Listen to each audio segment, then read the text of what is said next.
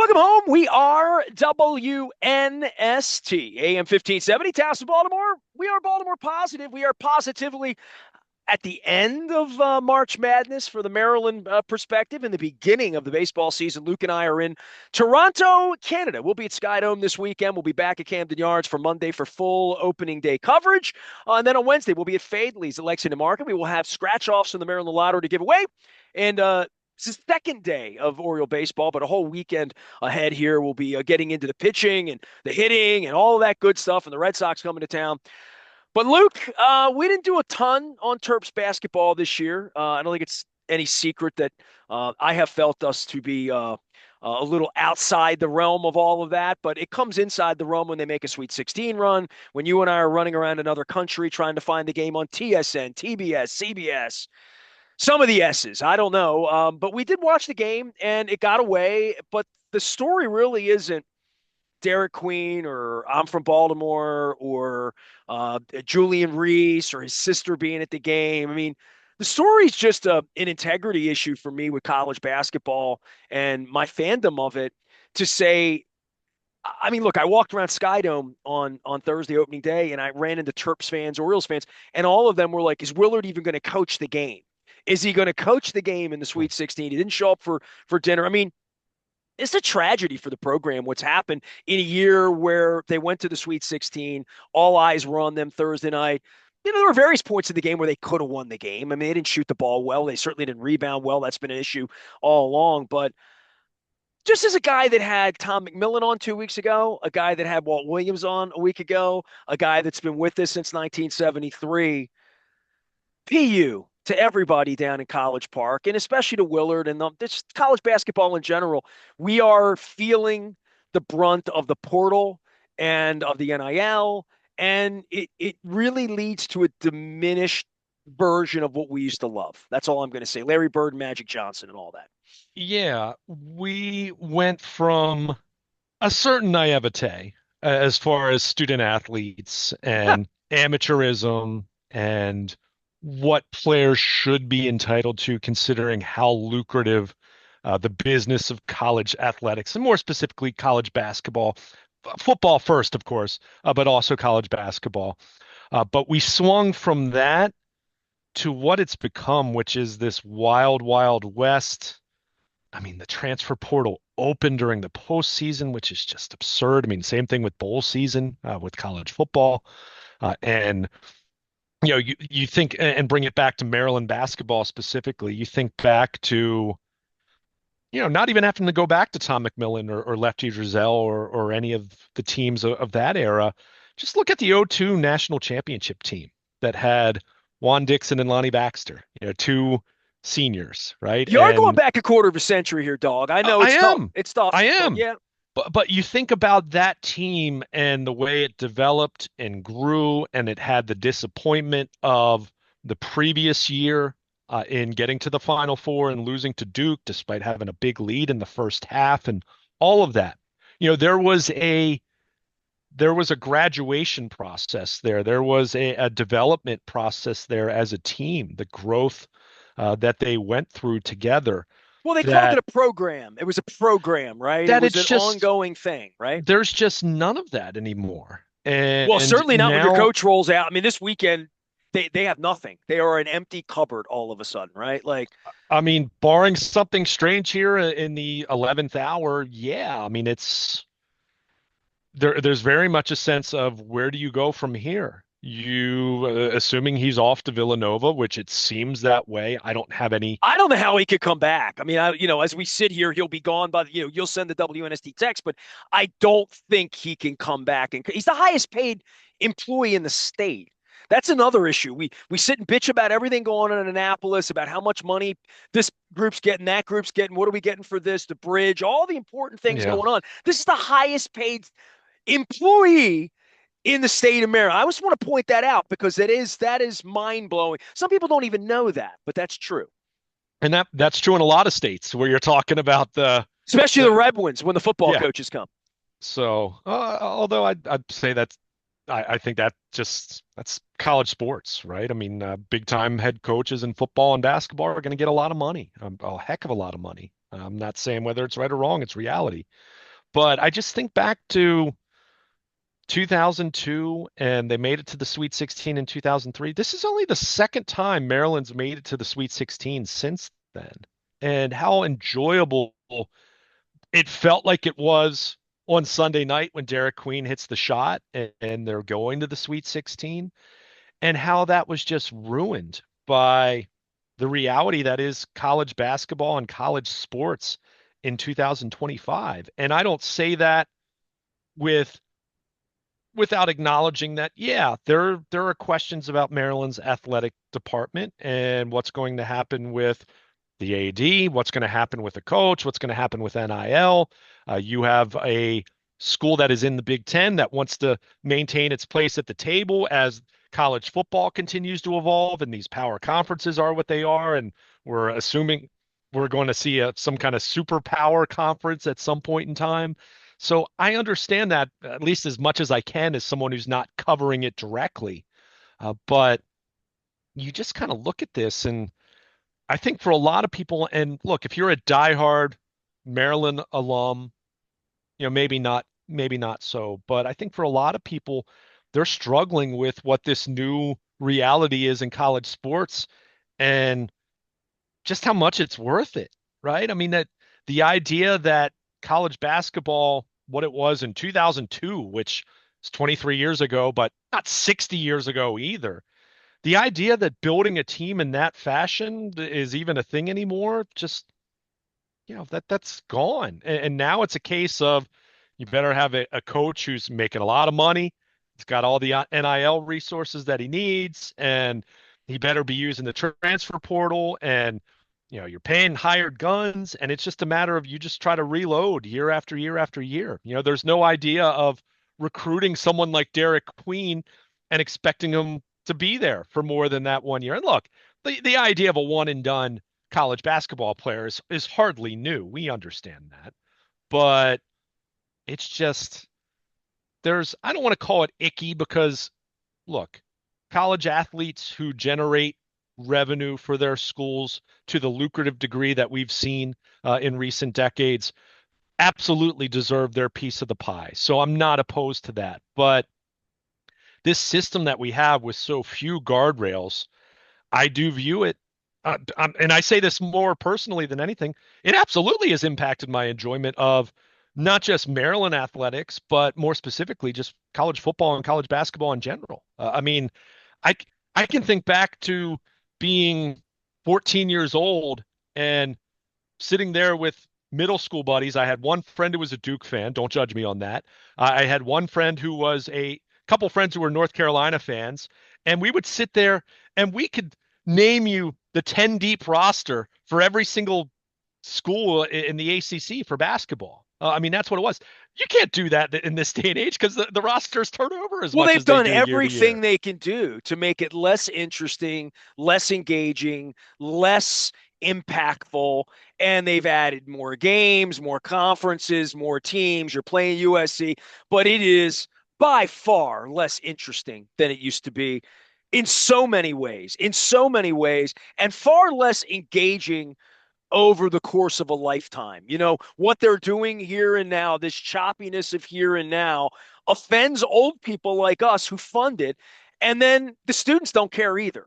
It's this is not an engaging thing for being the big man on campus. As a matter of fact, the exact opposite of that is true. And I'll give love to my friends over at Towson. I had Pat Scario on a couple weeks ago talking about, hey, that's the kind of university there that's going to be able to bring kids in and keep them around for 3 or 4 years. And they're going to know Towson, and they're going to know the businesses and the Towson hot bagels that gives them free food and the CVP that has them around. There is going to be, on smaller campuses and smaller, if you like college basketball and if you can be that kind of program, but there's a whole different level of money and intensity that's going to have to be involved if you're going to compete in any of the big money sports in college. That goes for basketball, football, wherever the money is. Wrestling at Penn State, for crying out loud. Whatever the big thing is, there's going to be have and have nots, and there's going to be, is this enjoyable if I wear the state flag U jersey wherever I am for whatever my sport is, male, female, whatever it is. Do I feel vested and invested in it? Do I feel a part of it? And certainly the Kevin Willard thing in Maryland. I mean, going back to Len Bias and going back to kids dropping dead on the football fields and all the stuff that's going on and building new facilities and all the money that it's going to take. All that's been done, dude. And in the end, the football team sucks and is always going to suck, and no one's going to care about it. That's a fact. That's been going on my whole life. As long as the Commanders play on Sunday and the Ravens play on Sunday, they're not going to matter on Saturday. But college basketball, Maryland thinks it's a basketball school, acts like a basketball school, wants to fund football because it needs to. And this is all a part of playing at that higher level that Rutgers can't seem to get to. And these, the West Virginias are never going to get to as state schools. But it really is just going to be about rich people funding this. And whatever they're funding, they're not funding loyalty with the highest paid person in the state who on the night before the biggest game of a generation doesn't even show up for his team dinner because his ass is out the door. He's a disgrace. I mean, I just like to allow all this to happen, and the portal opening this week and the coaches all getting in on this at this time of the year. PU. It's gross. Well, and I just look at it. Look, Kevin Willard, assuming he's, and as someone's listening to our conversation, maybe it's even official at this point in time, but assuming he's going to Villanova, he's hardly the first coach that's done something like this. Let's be clear. In the South, these football coaches have been running out on airplanes and lying. I mean, Kevin Willard did this to Seton Hall to come to Maryland, right? So let's have some, let's be self-aware on that front at the very least. But I just think the way that it was handled over the course of the week, it really hijacked the enjoyment of it all for everyone.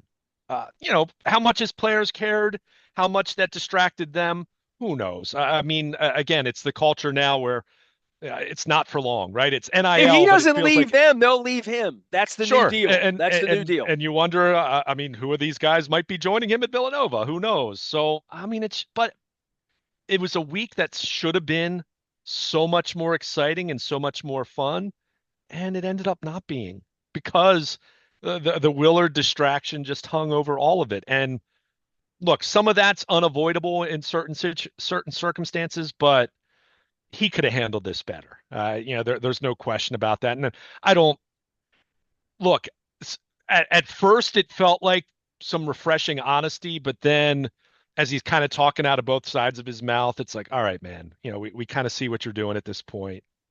But it's just disappointing because, again, you just said it a couple minutes ago.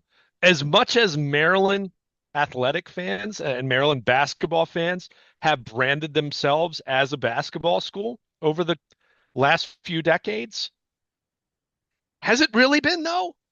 We're talking about 2 Sweet 16s in over 20 years. It's a women's basketball school is what it is. Sure. That's what it is, right? But I just, you just look at this and now putting aside the disdain for Willard, because assuming he's going to be out the door, he's going to be out the door. And Villanova will become the new Duke for Maryland fans to root against. But where do you go from here? I mean, you don't have an athletic director. All of the issues that Kevin Willard brought up from an NIL perspective are real, right? I mean, I don't think I'm not saying there weren't points made that didn't have merit, but you have that. You're at a different place in the hiring cycle as the calendar is turning over to April. I mean, the big time coaches that moved, that shifted and are elsewhere. Generally, those are programs that fired their coach because they didn't make it to the NCAA tournament, or and we're a couple of weeks out from that at this point in time without an AD. So you really, I think the biggest fear for Maryland fans at this point in time is not that there isn't a coach out there that you can hire that. Let's be clear. I mean, it's not like Kevin Willard's a 2-time national championship winning coach. I mean, he's been to one Sweet 16. I said to you, can you imagine how this the perception of this changes if Derek Queen's shot rims out at the buzzer against Colorado State and Maryland doesn't even make it to the Sweet 16? We're having a way different conversation from a perception He'd be eating standpoint. scrapple up in Villanova on Wednesday already by I then. think you would have had many more. You probably would have had many more fans kind of shrug and say, "Good riddance, man. Your team choked." So there is some.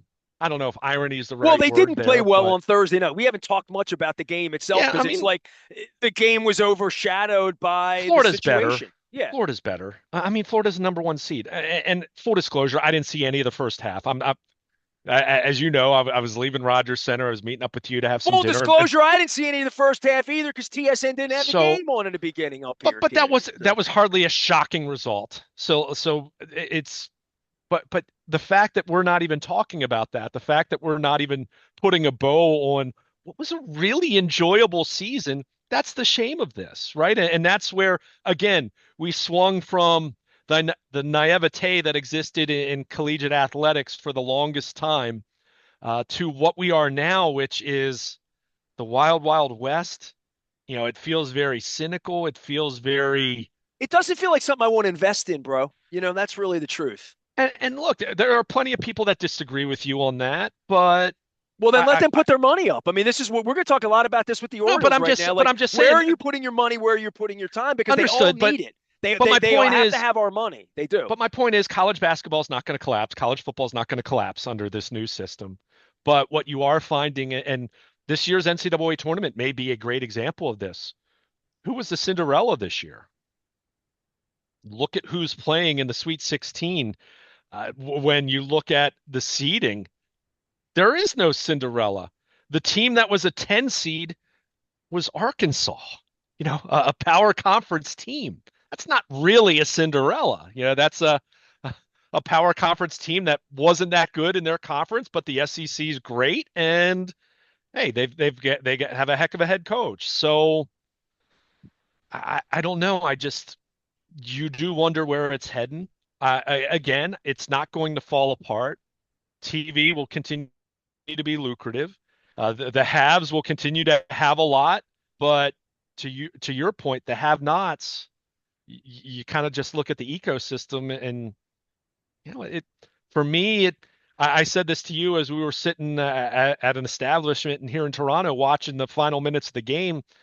It feels more and more like it's just minor league basketball, and college football is feeling more and more like it's just minor league football, and it always was, right? If we're being realistic about it, at least Well, it for was slave labor, as I pointed out to at you, least for for a the large kids. Yeah. percentage. Now, granted, there are plenty of college football and basketball players who never sniffed the NFL and the NBA, so so it wasn't 100% absolute in that way, but no, it's just I feel disillusioned by it. I suppose would be the best way for me to describe it personally. Seeing this play out at Maryland, which is not a mid-major school. To your point, I mean, you labeled it a basketball school.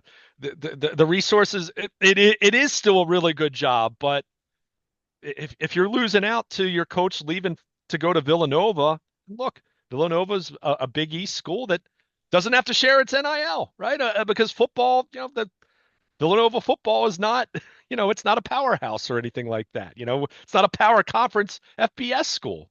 So I don't know. It's just it's so disappointing just to just sit here and have this conversation about what should have been, what was one of Maryland's best seasons in the last 20 years. And yet we're talking about the head coach leaving and not having any expectation that, that Rodney Rice is going to be back. I mean, we know Reese and Queen are gone, and Gillespie will most likely be elsewhere. I mean, it's just, it's very deflating for the loss is one thing. Again, Florida's better. Like, there's no shame in being a 4 seed losing to a number 1 seed. But just to go out this way and for all the attention to be on Willard, I mean, people saw the video of, their send-off rally earlier in the day Thursday, and the head coach is getting booed. I mean, it's ugly. Just an ugly scene, and could have been handled better, but just regardless of how it was handled, the end result of your head coach who, 3 years ago, you were hoping this was going to be the next Gary Williams for you, and instead you're now facing the prospects of being late in the hiring cycle, portal already open, no AD, all the NIL issues that Willard brought up are true. Where What do are you they going go to from win? here? 12 games next year, 10 Well, games? I I mean, mean, who knows? but this is the kind of program that can't afford that. They can't afford to go into that Oriole hole where they're going to be you know, a 12 win non tournament team for 2 or 3 years while the new guy figures it out. To your point, if the new guy's Mr. Moneybags and they have money and they can go out and recruit and throw money at players, but it that's a difficult thing to find April 1st for a head coach, right? Yeah, and Villanova thinks they've hired that. yeah. I mean, because even looking at someone like a Tony Skinn, for example, I mean, he just got an extension at Mason, so it's where do you go from here? Do you try some kind of a I don't even know who the rehash would be at this point off the top of my head. I'm not going to sit here and act like I'm Mr. College basketball, or do you try to go after a very highly touted assistant coach, realizing that 2025, 26 is probably going to be, this next year will probably be pretty ugly. But if you do find a right guy, and it's not like it always has to be the right guy. I always say to you, there's not one answer out there. There's multiple answers, but you got to find one. If they can do that, then they'll be okay. But if not, and uh, something else I said to you, and I don't say this to mean it as a low blow, but in hindsight, this program wasted a decade on Mark Turgeon. And you don't want to hire another Mark Turgeon, and you certainly don't want to hire another Mark Turgeon and stick with them too long, because then this program will be dead as it pertains to national relevancy. So I don't know, man. It's a tough spot, and it's a deflating spot because I've even said this to you at various times, not so much on the air, but as someone who remembers falling in love with Maryland basketball at age 10 when Joe Smith and Keith Booth arrived on the scene, and Maryland made it to the Sweet 16 and beat UMass, and thinking about where they were at that point in time. And there was always a sense then of hey, let's take this program to bigger and better heights. But looking back on it, from 1994 through 2003, they made 7 Sweet 16s, and of course it culminated with back-to-back Final Fours and a national championship in '02. Those were the good old days. Are they ever going to be that again? 10 years ago, 15 years ago, I would have liked to have said, of course they will. Now I don't know about that. The powers that be at Maryland, there's a lot of work to do when it pertains to what's going to happen here with the head coach, the AD, and sorting out NIL and trying to navigate whatever this is without more guardrails being in place, which I think would still behoove the sport very well to have more guardrails in place. But until they do, boy, this wild, wild west atmosphere, it's not fun when you're on the wrong end of it like Maryland is at the moment. Well, they tried forever to get Baltimore to be a part of this. I've been on the air 34 years. I go back to Lefty. I go back to Bob Wade and the Georgetown pipeline and all the things that happened here 40 years ago now. And thinking about they finally get this kid from Baltimore who's really special, so special that he only played a freshman year locally, went off to camp for a couple of years, shows up in Maryland for 5 minutes during a year where other players are there and they have no depth. He has his "I'm from Baltimore," moment in the 32, and they wind up getting 30 games out of the best Baltimore kid of this generation, and he's going to go on, and that's kind of part of it too. Is it you win a recruiting battle in Baltimore and you don't win much else, and he's not even around for a long time because he was so good. Queen, I'm talking about. Yeah, and look, I mean that part's nothing new. I mean, Joe Smith stayed 2 years.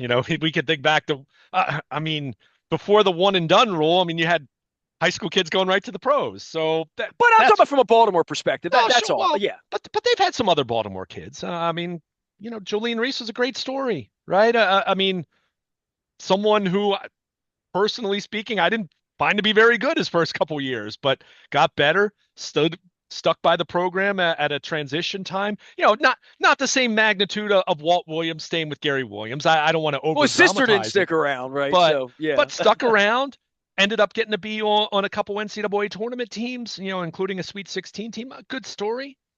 But yeah, I mean, But 10 years ago it was Diamond Stone, which was it was shocking that Maryland got a recruit like that. And okay, they made it to a Sweet 16, but then he was gone, right? So there that's part of it. But yeah, I mean But it's it's going to just take that. It's going to take Diamond Stones and Derek Queens to win Sweet 16 games. yeah, I mean you are in a mode now where it is just reload, reload, reload, use the portal, use the portal, use the portal. I mean it's a way different job than it was when Gary Williams was It's a pro roaming the personnel sideline. job like George Kokinis recruit, looking at who Texas Tech might have that might want out, Yeah, literally. I mean, it's just Yeah. it's such a different animal, and like I said, without some more guardrails in place, I mean, when you see just the sheer number of players that hit the portal around college basketball, it's why years, decades and decades ago, Marvin Miller and in Major League, the MLB Players Association understood that you don't want everyone to be a free agent every single year. Yet it's kind of what we have with college basketball and football right now. So, we'll see how that plays out. But again, there's so much uncertainty that makes this, what felt like you were hoping was a jumping off point for Kevin Willard, not with this team, because you're going to have turnover and guys were going to leave and all that, but just in terms of for the program to get back to a Sweet 16, you're hoping that, hey, this is the culmination or this is the springboard, the commencement for getting back to that point where you're making it to Sweet 16s with semi regularity at least. Instead, man, there's I don't know if doom's the right word, but boy, at best, it's really uncertain, and you feel like you're kind of staring into an abyss of not knowing how this is going to play out and what the future of this program is going to be. Well, because of coach, AD, all of that. You can find Luke Jones at Baltimore Luke, or you can find him in Toronto with me this weekend. We're here for Oriole Baseball. We will be at Camden Yards on Monday. One of us will have a press pass. On Wednesday, I will be at Fadley's along with Luke and some other guests. We're going to be doing the Maryland Crab Cake Tour presented by the Maryland Lottery. It has been an interesting week in Toronto to start the season, as well as the end for the Terps. We're also going to have Liars Luncheon coming up with the Ravens in a couple of weeks as well. You can find all of our work at Baltimore Positive and, of course, along our social media lines. Luke is at Baltimore Luke. I am pretty much everywhere social media travels. We are in Toronto talking Terps basketball. We are WNST, AM 1570, Towson, Baltimore. We never stop talking Baltimore Positive.